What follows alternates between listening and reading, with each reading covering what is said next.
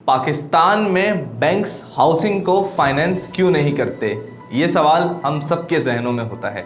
आज बात करते हैं हाउसिंग एंड फाइनेंस की। पाकिस्तान में बैंक्स हाउसिंग को फाइनेंस नहीं करते, उसकी बहुत सी वजूहात हैं, लेकिन इस हुकूमत का यही ख्याल था और इस हुकूमत के यही इक़दाम नज़र आते हैं कि ये हाउसिंग सेक्टर के ज़रिए पूरी इकॉनमी को ड्राइव करना चाहते हैं और उस इकॉनमी को ड्राइव करने के लिए ये कमर्शियल बैंक्स को इन्वॉल्व कर रहे हैं कि वो हाउसिंग के प्रोजेक्ट्स को फाइनेंस करे।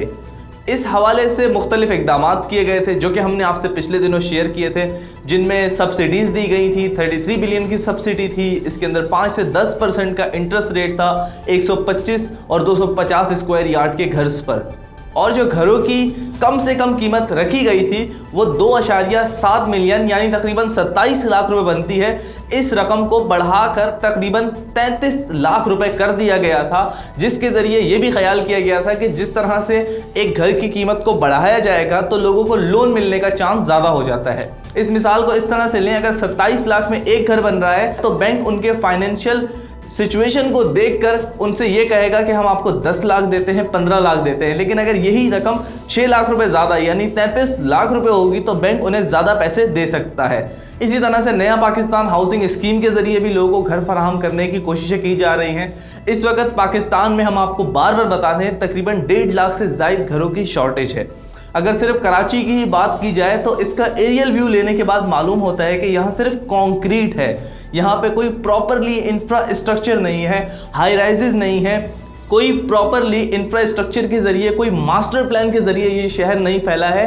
अजीबो गरीब तरीके से फैला हुआ है, जिसकी वजह से यहाँ पे हर किस्म के क्राइसिस नज़र आते हैं। सीवरेज से लेकर वाटर क्राइसिस से लेकर ट्रैफिक से लेकर एनवायरनमेंट, हर किस्म का इशू कराची के अंदर हमें नज़र आता है। अगर हम मुद्दे पे दोबारा आएँ और बैंक से हाउसिंग की फाइनेंस की ही बात करें तो बैंक इस वक्त कुछ इश्यूज दिखा रहे हैं, जिनमें सबसे बड़ा इशू है बैंक्स को श्योरिटी का। ये श्योरिटी के अगर एक शख्स को वो पैसे दे देते हैं तकरीबन 20 लाख 25 लाख के करीब, क्या गारंटी है कि वो शख्स उन्हें पैसे वापस करेगा?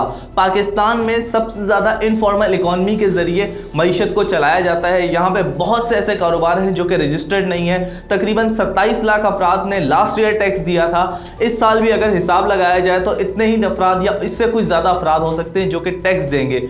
हुकूमत की एफर्ट्स हैं कि बैंक्स जो हैं वो हाउसिंग को फाइनेंस करें, लेकिन बैंक्स शायद एफर्ट नहीं दिखा रहे हैं। अगर मैं आपको पिछले दिनों का एक किस्सा सुनाऊं कि मेरी एक दोस्त को लोन लेना था और वो तकरीबन 3 लाख का लोन था। उस लोन के लेने के लिए तकरीबन इतनी दुश्वारियों का सामना हुआ कि उस शख्स ने लोन लेने से ही मना कर दिया।